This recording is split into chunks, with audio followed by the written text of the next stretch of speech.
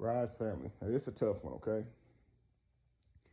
Thinking back to slavery, how they would take our children, strip them from our arms, and just sell them off, right? And how many of us don't know who our grandparents are, great-grandparents are, due to being separated like puppies, right? And sold off in slavery. We talk about how a person who would knowingly do this, take a baby from its family, send it to some other family, right? To be enslaved, to now lose access to their inheritance, which is their ancestry, right? The stories, the legends that be passed down through generations, the stories about your grandpa and the stories about your great grandpa that would now motivate you, knowing that you have the same loins, the same genes inside of you, and you can do even greater things than they did. You don't get access to that. You don't get to know even who they were. Not only do you lose what they did, what they were capable of, but you have no freaking clue what stock you come from. So you don't know who you're the future self of. And this was done to us knowingly, making it evil, right? Well, I want to share something with you. You know how we say ignorance is a bliss? Like it feels good when you don't know anything, right? So a lot of people waking up, they recognize that the more you learn about the world, the more facts that are revealed to you, the more you can sink into depression, because the knowledge of the world brings about this certain discomfort, right? And so ignorance is a bliss. When you think the world is perfect and you don't know all the problems that happen in the world, it's easy to be happy. But the more you learn about the chaos in the world, it's harder to be happy, right? So if you look at it like from that instance, it's like it almost good to be ignorant, because you can walk around with a better state, a better feeling state, a better state feel, like a better feeling in your mind or whatever. But the African meaning, the African word for ignorance is ignorance is evil. Now that's deep, because I think that makes more sense. When you are unaware of the damage you cause, you would continue to cause that damage. And if the damage is still done, wouldn't that make you evil? Even if it's not intentful, right? If you step on an anthill and you're not paying attention, but then you step on one and you are paying attention and you intentionally crush those ants, you're still the same evil to the ants. The ants are still dead. The anthill is still crushed.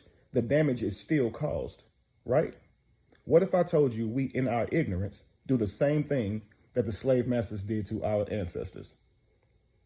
We take our children from their parents and send them off to somebody else. When we are married or when we're just single, not practicing discipline, we sleep with any and everybody just for a feeling. I want you guys to think about when you go like on a date, you're going to share information, you're going to laugh, you're going to tell jokes, and even all those dates, you don't remember their name, nor could you get in touch with them. Think about all the people that we meet in clubs. Hey, what you doing after this? Come through. You don't get to know them, probably don't even get the real name, and if you did get the real name, you wouldn't remember it. And now you swapped energies with them, you've gotten physical, and now you're on your way. You see a lot of times when these women find out that the two people they thought was their baby's daddy isn't, now they start to cry because they don't have a clue who it could be. They don't remember their names. Probably wouldn't know them if they bumped into them inside of a store. This is how much our undiscipline affects us. And now our children don't have access to who they're the future selves of. They will never get to know their actual parents. And that's heavy. And we're not doing this because we're trying to take people from their families. We're simply doing this because we want a feeling. We have no discipline. Instant gratification we're searching for. And we haven't taken any time to understand that in life, that physical act is to replicate yourself. It is. And we've lost sight of that. And we're looking at it, that act as carnal. It is a sacred act. And through us chasing our selfish desires, when our root chakra, we're chasing a physical feeling rather than being in our higher consciousness. Okay? This is why we're doing this. We're chasing a feeling. If you understood how sacred you were, you would not do that, family. Do you understand? I encourage you guys, if you're going to live like that, start getting rightful information from people so you can reach out to them in case this happens. You see what I'm saying? Be aware of what you're doing. Start looking down. Like if you want to avoid stamping no ants, start looking down. Understand that just how you move could be causing chaos for somebody else. And they might not be in your line of vision, but you still could be causing chaos for them.